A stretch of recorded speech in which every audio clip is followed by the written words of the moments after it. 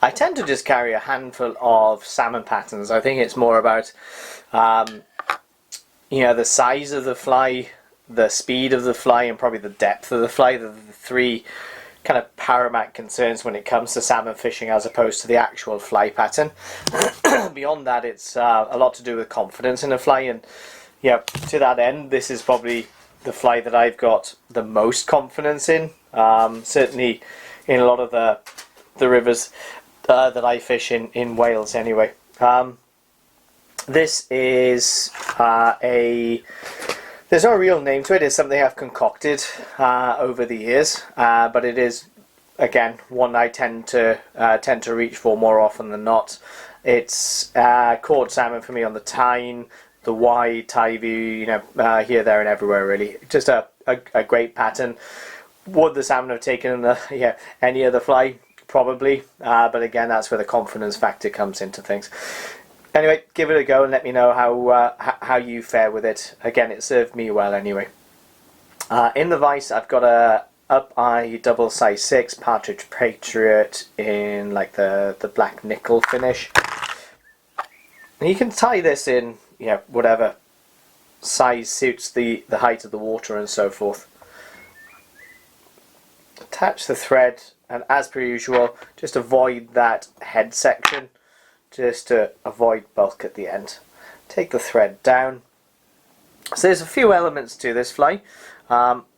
First element is a butt section, and there's going to be a number 15 Glow Bright, which is a purple floss in the butt. So let's cut a section of that.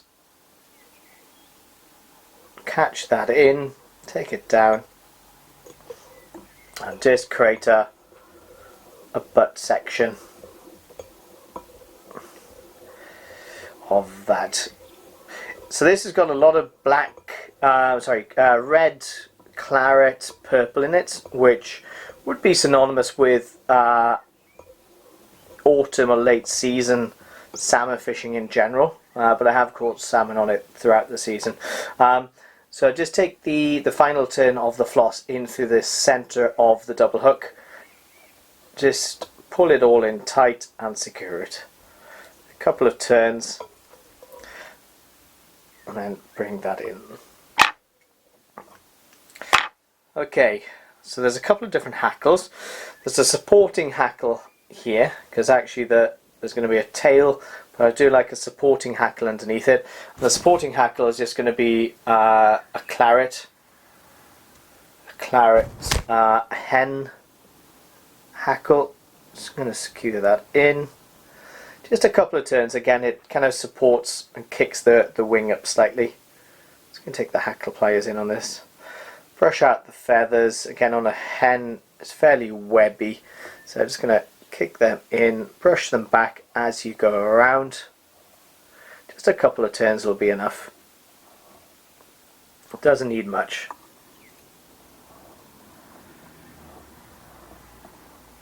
Just going to kick that hackle back a little bit. There you go. And you can see it almost forms like it's almost like a shrimpy type effect at this stage as well, that webbiness. So I'm sure you could use pheasant rump in claret as well, just as an alternative. Tie that off. When you secure, snip off the excess of that hackle, like so. Take the thread up, secure that base of that hackle in tight, and that's that section done. You can just see the purple disc but shining through there. So the wing goes over this, and the wing is 3 parts. It's bucktail in red, yellow and black. So it's kind of a willy gun, but I think the willy gun's orange, yellow and black, so this is actually red, yellow and black. And just align that, get the tips finishing at different intervals. You don't want them all aligned too much. Bring that up. When you're happy with the length, switch hands, pinch and loop, and just take that up the body. Kick that up a bit with the hackle. There you go. So this is slightly out of shot there, you get the idea. So the next thing is take this down the body. Don't cut this off too soon, because otherwise when you're forming the body you'll have a massive lump and an uneven body. So take it up towards the eye. Again, leave that head section clear, because if you start tying in there again you're just going to add bulk. The body is going to be a flat braid. I've got some flat braid in a hot purple here. You can dub the body if you've got some purple dubbing, or you know, whatever colour. If you can get a different shade of purple braid, it doesn't have to be hot purple holographic. It's just the preference and the one I have been using over the years. Take that up in tight to where that hackle is. Oh, nearly forgot one section. Good time to remember, otherwise it would have been too late. There's one strand of crinkle mirror flash in orange. Take one strand, cut that off. That's all we do with that is take it behind the thread, up and over, and bring that down onto the wing, so that it's riding down the centre of that wing. You see it there. If I wet it slightly, you'll see it just running down the centre. It's really strong stuff. That crinkle mirror flash is really strong, so don't take more than 2 strands. It really is an overkill otherwise. And obviously put it in before you put the braid in, different to what I've actually done there. So let's take this braid up the body, just touching turns. What you'll find with this, it's a multi-fibered braid, so you don't need to, I don't bother ribbing over it, to be honest. Because it's multi-fibre, even if one filament does fray, the rest of the fly is fine because it's interwoven. That's the braid. So that's that.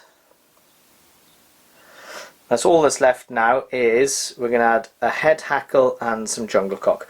The head hackle is a dyed red guinea fowl. So dyed red guinea fowl, single feather, tied in by the tip. Don't tie guinea fowl in by the base, because the stem of guinea fowl is pretty thick. So if you tie it in by the stem, you're going to have a thick section to work with. But instead, tie it in by the tip and actually hold that stem. What you need to do then is get all the fibres loosened up, splay them all out, try and brush them back, and then as you wind, brush back, so you're not making sure not to trap any feathers, any fibres of the feather as you come forward. And this is just the head hackle, so you're going to need probably 3 turns or so. Make sure you're not trapping, take your time. 2. You can see the great effect of guinea fowl. That speckling throughout is just great. And then that 3rd turn there.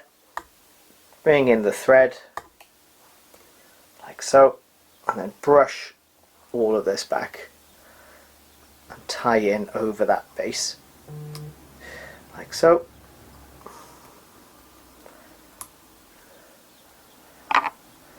Cut off the stem of the guinea fowl. Just to finish the fly off, we're going to add some jungle cock for the eyes. Just take 2 feathers that are roughly the same length and just add 1 either side. Just going to add them in individually. 1 there. I just find you get more control by adding them in individually, just from a placement perspective.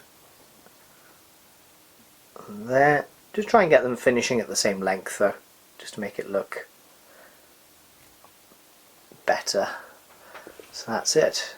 So bend over the stalks, bend them back over the fly, tie it over those stalks or the stems, and just finish up. Snip off the excess as tight as you can to the to the head, like so. And that's the fly done. There's no real name for this fly again, it's just one that has worked well for me over the years. Just whip finish.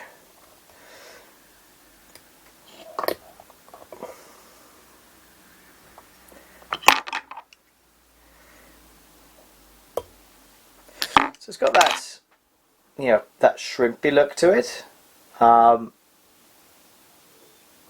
it's also got, you know, a bit of the, if you're a fan of the willy gun, it's got a kind of a willy gun type tail, but some nice autumn colours again with the reds and the purples and stuff. But again, a fly that has worked well for me throughout the season, really.